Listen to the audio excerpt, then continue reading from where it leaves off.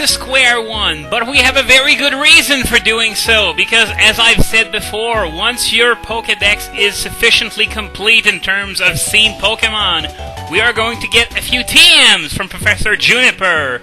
So, of course, we're going to start with the standard Pokédex rating, which comes with always a little bit of advice. I haven't done that in quite a few LPs, actually, so, I'm gonna get a gift, and this one is the False Swipe TM. A lot of people swear only by it for catching Pokemon, but I don't like it very much, because it means that you basically either have to waste a move slot on one of your fighting Pokemon, or use sort of a TM slave just to do that, so I'm not really a fan.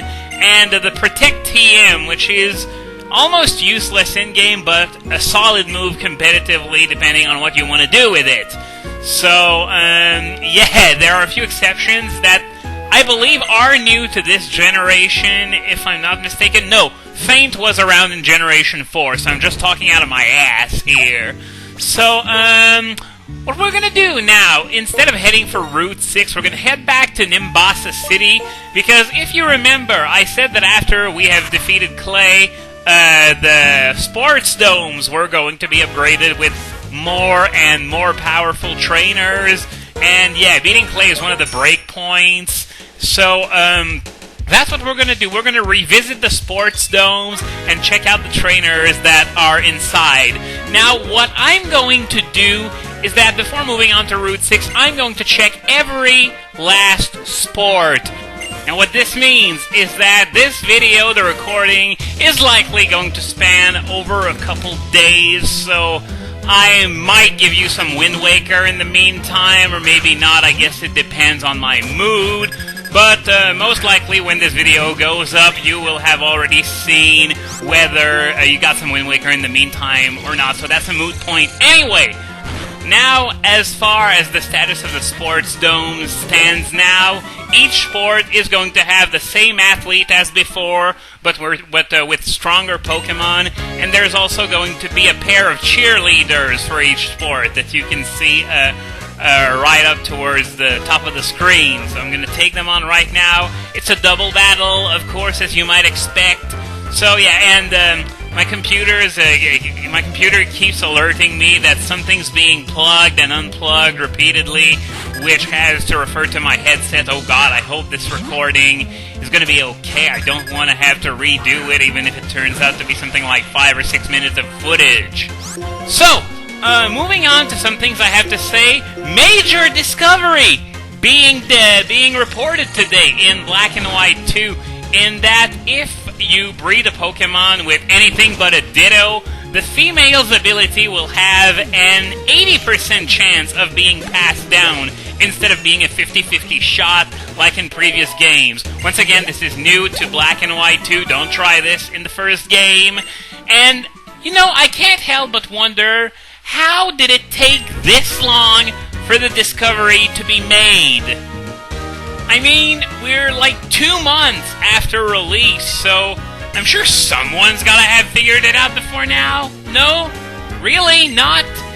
Because, to be honest, I know that hundreds of thousands of people, if not millions of people, have bought and played the game. So did everyone that tried and got wonky results because of breeding just, chalked up the results to, pure luck, depending on, whether, it's lucky or unlucky, depending on the desired outcome? So, really, it took 2 months for someone to realize that, hey, this isn't a 50-50 shot anymore. The female has an 80% chance of passing down the ability, which is very convenient for breeding abilities that are not Dream World abilities. Of course, it's more convenient if you already possess a Pokemon with the appropriate ability. So, if you want the opposite ability, you might be better off catching another one of the opposite ability and then breeding that one instead. Because, yeah, it's sort of meant to be more convenient, but depending on the desired outcome, it might actually be even worse than before if you want the other ability. So, basically what this means is that it's just one more convenience introduced into breeding to try and get people to play a cartridge-based multiplayer mode. Even though, they've introduced all kinds of conveniences like that ever since, like, Emerald. But to be perfectly honest, no matter what they try, it's never going to be as convenient as just using a simulator. Because if you use a simulator, no matter what your team is, you can build it up in like a few minutes flat. Whereas if you're playing in-game, you're going to have to breed for IVs, you're going to have to EV train the bastard, you're going to have to do all sorts of things, and it's even worse if you want to use a legendary. God forbid you use a legendary, especially one that you've already caught. That could be problematic if it's not exactly the way you want it, because you can't breed. You can't breed any legendary except Manaphy, and breeding Manaphy doesn't even give a Manaphy to begin with, so that's besides the point. By the way, there's no better feel in a double battle than using Earthquake when your partner is a flyer and both opponents are weak to it, like that. Sort of like the complete opposite of what happened in that one wild battle in Platinum, when the partner was quadruple weak to ground and both of the opponents were immune. I still can't get over that one. That was one of the high points of my LPing career, to be perfectly honest with you. So, see you tomorrow for some more sports. I don't remember which ones they are, but you're about to find out in a few seconds. So, in the big stadium, we have some football going on, so let's get going right away.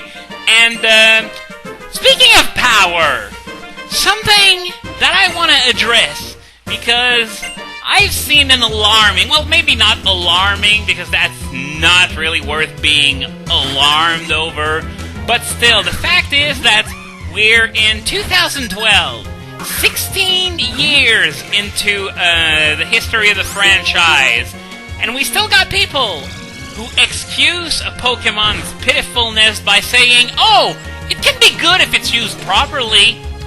Well, guess what? A few videos ago, I was talking about never, ever underestimating your opponents. Always assume that they are capable opponents that will use their own Pokemon properly. And as a result, it sort of cancels itself out. If you have a Vanillux that's being used properly, compared to something like a Lapras that's being used properly, well, there's just no contest. The Lapras is going to win every single time. And Lapras, even though I love the hell out of it, it's just not that awesome anymore, especially competitively. In-game, it can still hold its own. In fact, I'm thinking of using one when I get White 2, presumably. But, yeah, the fact is that if a Pokemon theoretically is worse than 500 other Pokemon, then even when used properly, if the other 500 are used properly as well, they will be better. So, as I said before, never, ever sell your opponent short and say, oh, they're incompetent, I can win with weaker Pokemon.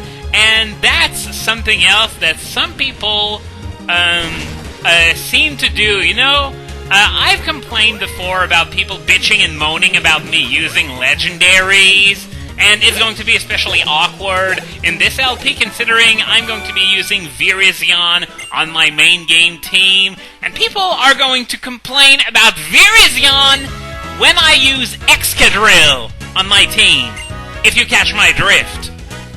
But anyway, those people, they say that if you're really skilled at the game, then you are going to be able to win using underused Pokemon. Well, that's only going to work if you're consistently facing not really Pokemon, but rather opponents that you yourself outskill as a player. Because if you play against somebody that's your equal, and you're using underused Pokemon, and he's using overused Pokemon, unless your team is tailor-made to beat his, he is going to win 9 times out of 10. So that's another bullshit myth that I really can't stand whenever I see it used, especially considering that it comes from one of the most obnoxious classes of Pokemon trainers ever. Gen 1ers are worse, I'll give you that, but they're still pretty aggravating. But moving on to something a little less discouraging, when you saw that Scolipede come out, you might have noticed something different about it when it was sent out of its Pokeball. What happened was that it made a different sound when it hit the ground, and the sort of, aftershocks thingies that happen when it hits the ground were of a different color as well. This is what happens when a Pokemon that isn't a floater and weighs more than 200 kilograms, that would be 440 pounds, and see? It just happened twice at the same time, just to give you an idea. So, by the way, yes, Scolipede is that big. It weighs over 440 pounds, so holy shit, that's a big bug. And you might be wondering why you don't see it in the case of Excadrill, because that thing looks pretty heavy. Well, remember, the Pokemon sprites aren't necessarily up to scale. Excadrill is still only 2'4" tall, so that's why Excadrill isn't nowhere near heavy enough to trigger that effect. So yeah, just a little something that I found interesting that doesn't happen too much early in the game, but as we progress into the game, we're going to be seeing it more and more as we encounter bigger and heavier Pokemon. So, we are done with basketball, only one sport left, which I believe is baseball, so we're going to take care of that tomorrow. At least I hope so, it better not be football or soccer again. So, only one sport left, baseball, so let's check that out right now. And while I'm doing that, just a random thought, someone that I talked to all the way back, I think it was in Generation 3, suggested that they should introduce dual-type moves at one point. And while the idea initially sounds really cool, when you stop and think about it, isn't the game of Pokemon already complex enough? I mean, just think about it. Imagine if, for example, a ground water move, like, for example, Muddy Water, hit something like Magcargo.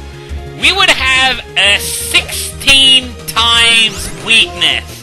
That would be overkill, and likewise, you could have some pretty insane resistances, so that would just be crazy, and so, no, it's not a good idea. Besides, as I said before, that idea was brought up to me during Generation 3, and ever since then we've had the physical special split that sort of made it redundant, because the idea was to have moves like Blaze Kick and Fire Punch, for example, fire fighting, but nowadays they're fire physical moves, which sort of makes them stand out in their own way, because fire is a traditionally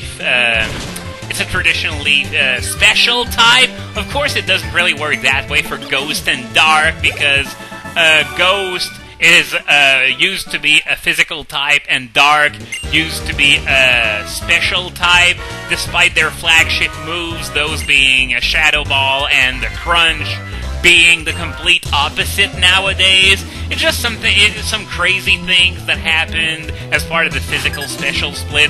And as I said, this is what led many useful moves to be introduced in Generation 4. Moves like, for example, Shadow Claw, Shadow Sneak, and Dark Pulse to be able to fill those niches that were occupied by Shadow Ball and Crunch before. But now I'm just rambling on, making segues into one thing and another. And yes, much to my surprise, it's actually pronounced Segway. For some reason, when I heard people talk about segways and not the, mode of transportation, I always thought for some reason that it was just a weird expression that made no sense whatsoever. But the word S-E-G-U-E is actually pronounced Segway. How was I supposed to know that? Your language doesn't make any sense, people. Then again, neither does mine. And on that note, I'm going to leave you before I go insane thinking about it some more.